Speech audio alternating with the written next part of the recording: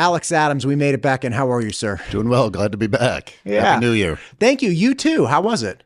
Wonderful New Year. My previous job, I was running the state budget office, so that was the busiest time of year. So it was nice to have a little bit more relaxation heading into a legislative session. I bet.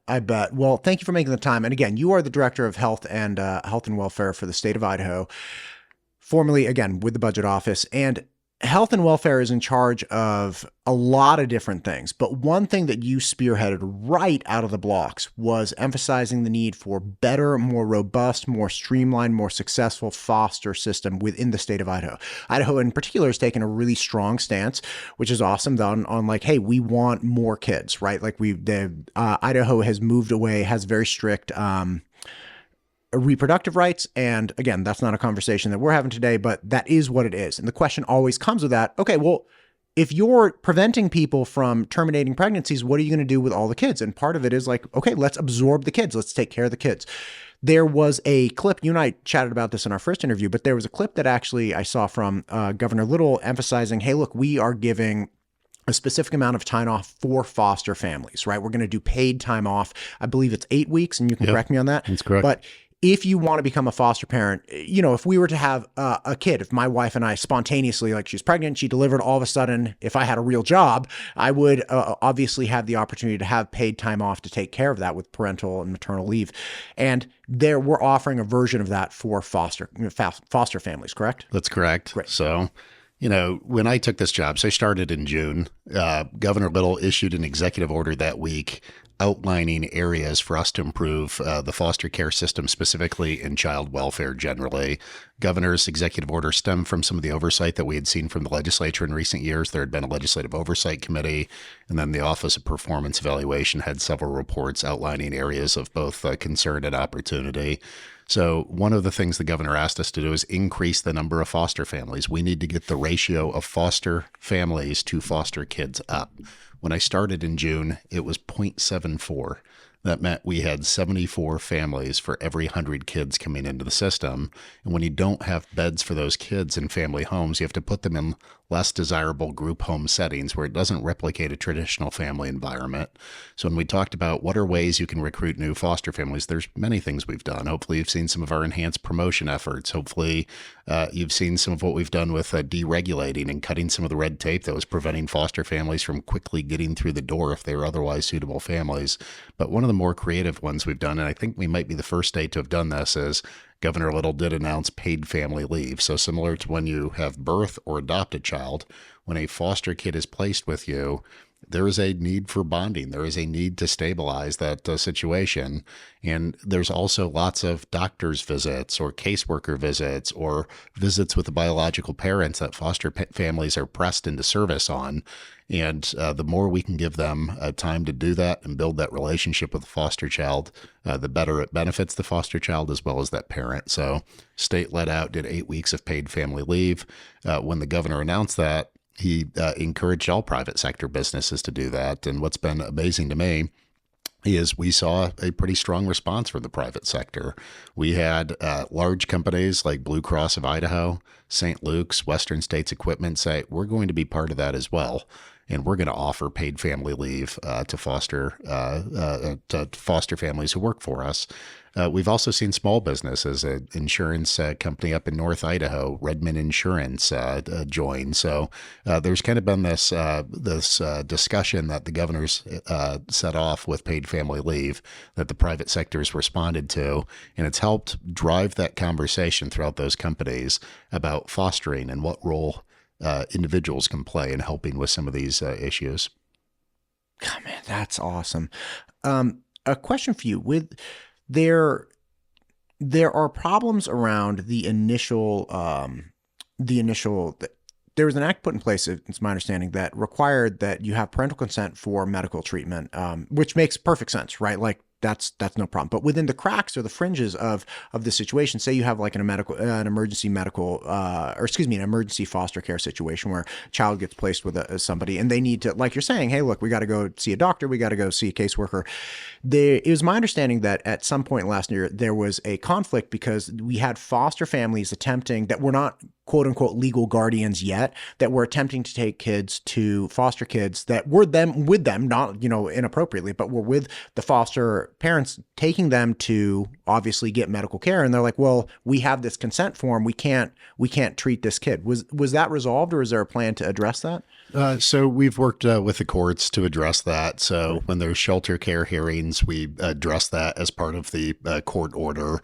Certainly, I think what the legislature was trying to accomplish was taking some of those controversial decisions that about gender affirming care or some of those things. So, I mean, we don't address those, but for basic day-to-day medical services for foster kids, those are able to be addressed through the court order. And we have had very limited issues with that. Wonderful. That's great to hear. Now, when we're talking about foster kids, nobody wants, like, if we had zero foster kids, not zero foster families, but zero foster kids, that would be the ideal, which means every kid is staying with their biological family. You keep the family unit intact, but things happen, right? And you have cases of neglect, you have cases of abuse. This is just the way that our society works.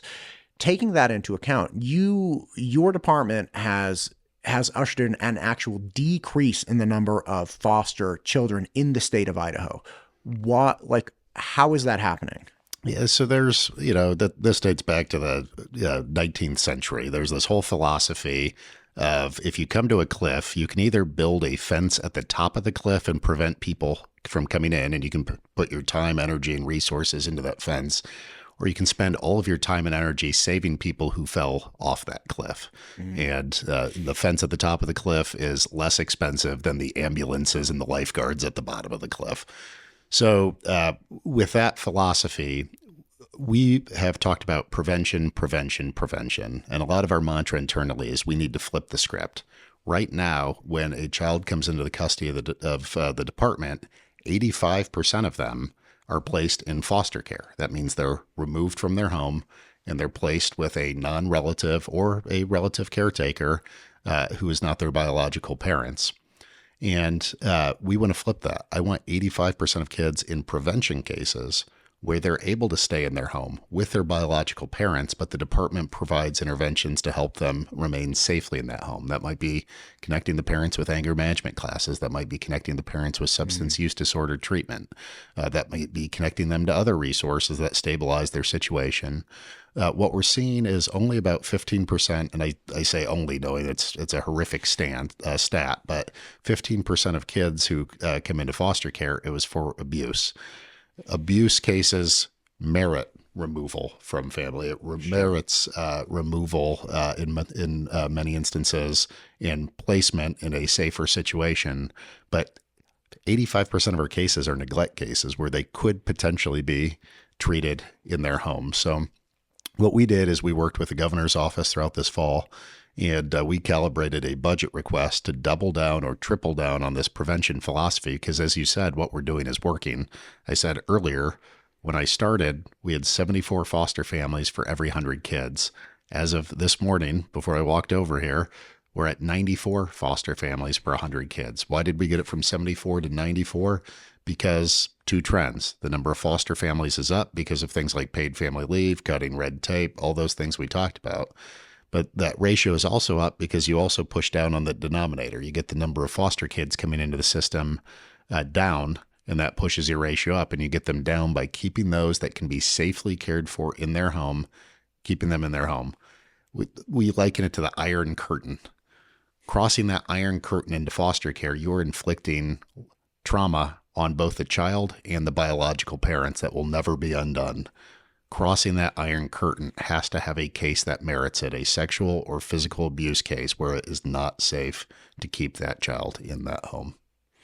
And to be really clear, because I know when you were like, hey, look, if 15% are abuse, we absolutely have to remove those kids. 85% are neglect, and we can work to reduce the number of neglected kids that are coming into foster care. That does not mean you're lessening your standard of neglect. That means specifically that you're in cases of neglect, it's okay, what are other resources that we can provide to this family that eliminate this issue of neglect, right? That address the actual problem instead of just saying, let's take them away. Because the answer is not like, well, this is neglect, but like, let's look the other way. That's not the emphasis. The emphasis is like, no. How can we eliminate neglect without eliminating the relationship? Yeah, safety is paramount, and ultimately the decision of prevention case or foster care is at the hands of the court with, a whole litany of folks who are involved: guardian ad litem, our staff, the bio parents, the child, the judge. So, I mean, there's a lot of hands at the till who make this decision. And what we're saying is we think if we provide the right resources and the right oversight, rather than providing those resources and oversight in the context of a foster family, you can provide them in the context of the biological family while keeping that family unit intact where it is safe and it makes sense for the child. And the bottom line is like, the oversight in this case does not mean that you're I have heard people pushing back against the idea that the government can come and like take your kids.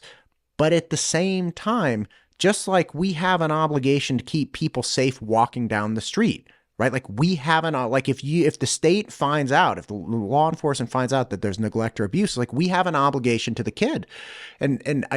The perspective that I hear, and again, I'm not saying it's with everybody I speak with, but there are some people that feel like there's this overstep by the state. It's like, how could you take my kids away? It's like, well, the kid is a citizen as well. Like we have obligations to young children, even if they're young. I mean, that's the whole nature of, or at least some people feel that the whole nature of the women's reproductive care situation in Idaho. Like we have an obligation to that kid. Well, we have an obligation to kids that are unborn and kids that are born, right? That at least that's how that argument should follow in my mind. Yeah. And, I would say the focus on prevention and keeping kids in their home is not too far off from that viewpoint.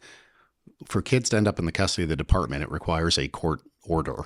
Where is the kid going to be safest? Where can they have the best outcomes? In most cases, that is with their biological parents. Now, there are some triggering events where that is not the case, abuse cases, as we've talked about. But this is one of the rare instances where the best outcomes for the child and the budget are married in perfect harmony. If the state keeps a kid in a prevention case, it's $1.80 a day. If the state keeps a kid in a foster placement or a kinship placement, it's $16 a day. If I don't have a foster home for them and they go to group care, it's $380 a day. Oh. And that's an average. There are some facilities where we're paying up to $1,400 a day. And it's a seller's market because every state has a shortage of foster families. So they're all competing for the same congregate care beds. When someone sends us a contract saying our rate is now $1,400 a day, the current response from the department is, where do we sign? Because there aren't other options. We've been getting our congregate care caseloads down, which is our group homes, because of the increase in the number of foster families. And it's like this beautiful revolving cycle where we keep kids in their own home. That frees up existing foster beds. You free up existing foster beds. You can bring folks out of congregate care settings and get them into foster care. And the savings are multiplying.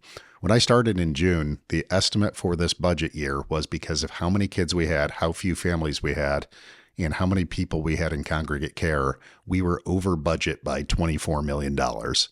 Based on this revolving wheel we've got of savings of more kids in homes, kids out of congregate care into foster care, more foster care placements, our deficit for the year is only $14 million.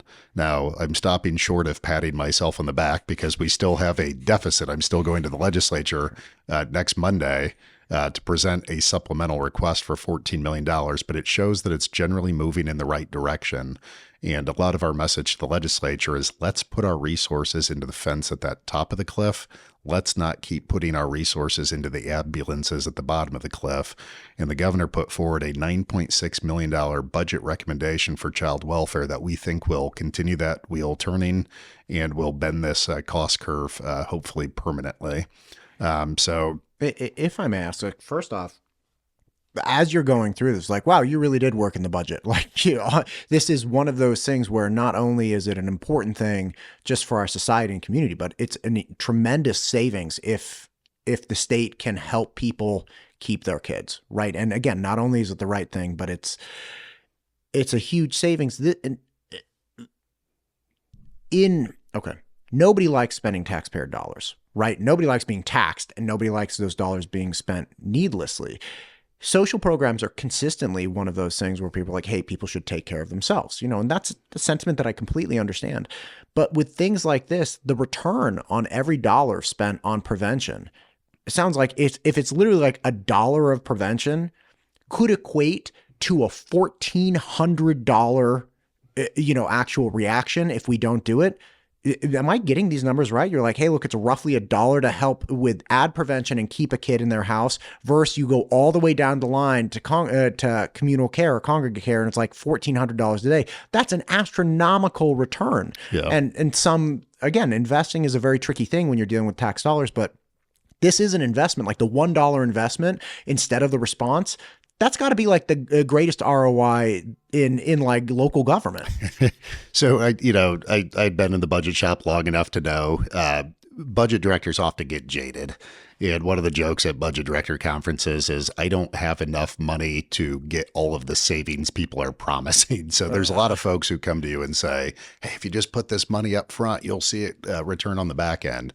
But this is one area because this is an entitlement. If a child is committed to the custody of the state has a legal obligation to care for them. Sure. If I do not have a foster bed for them, they're in an Airbnb or they are in a congregate care setting, you will incur that expense regardless. So you just look at those side by side. I said on average, a congregate care bed is $380, and there's that range. Sure. But $380 a day versus $16 in foster care versus $1 in prevention.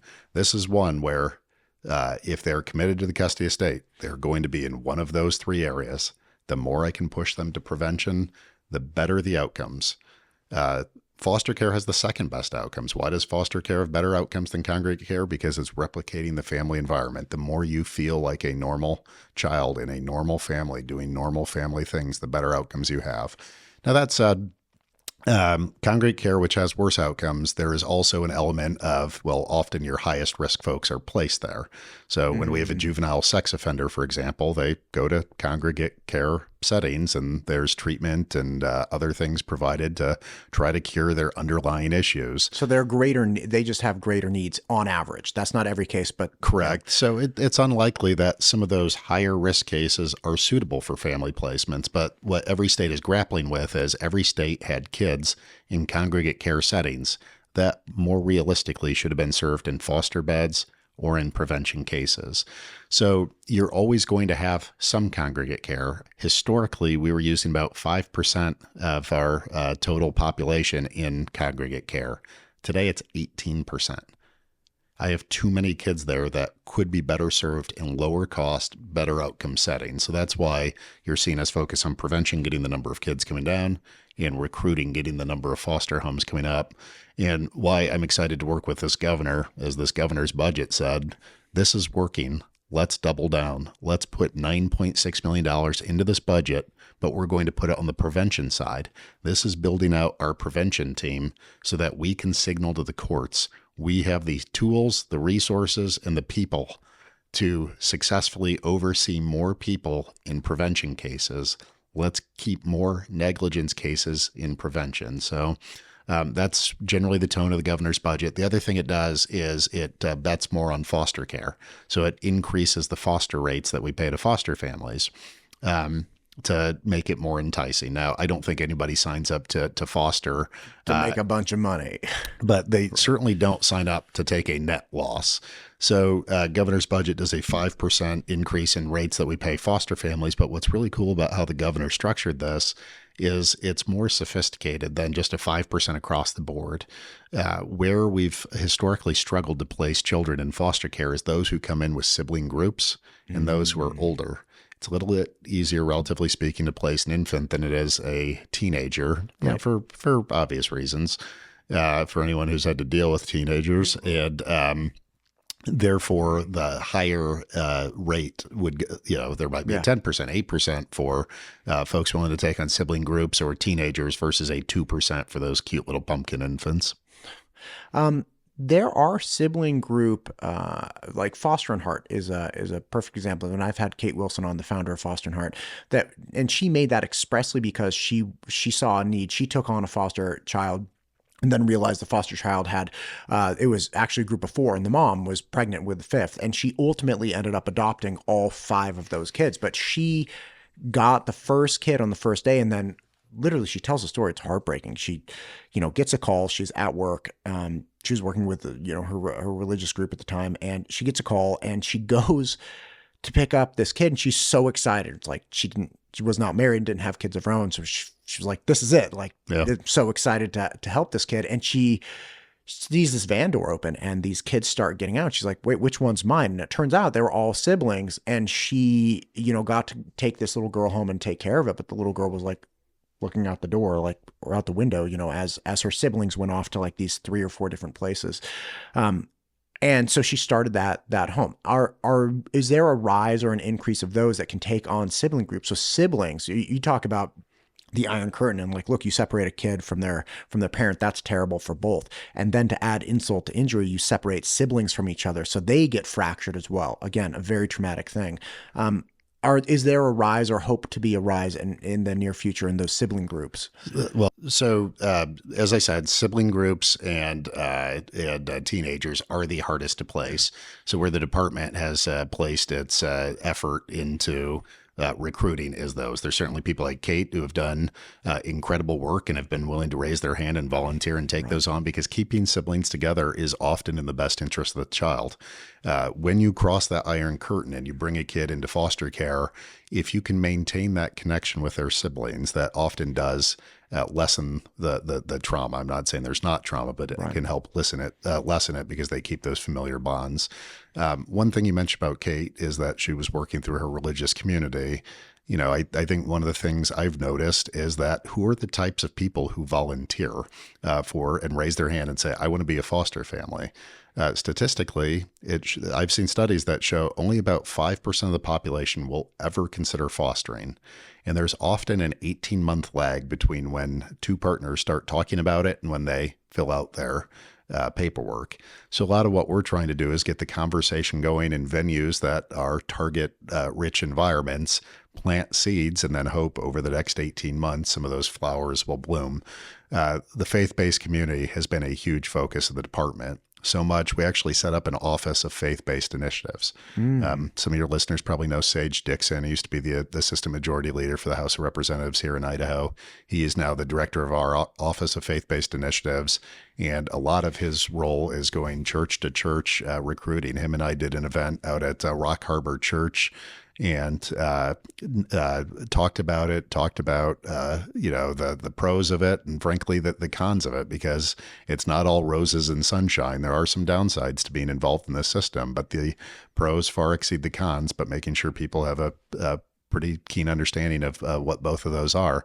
After that event, we saw the number of applications go up.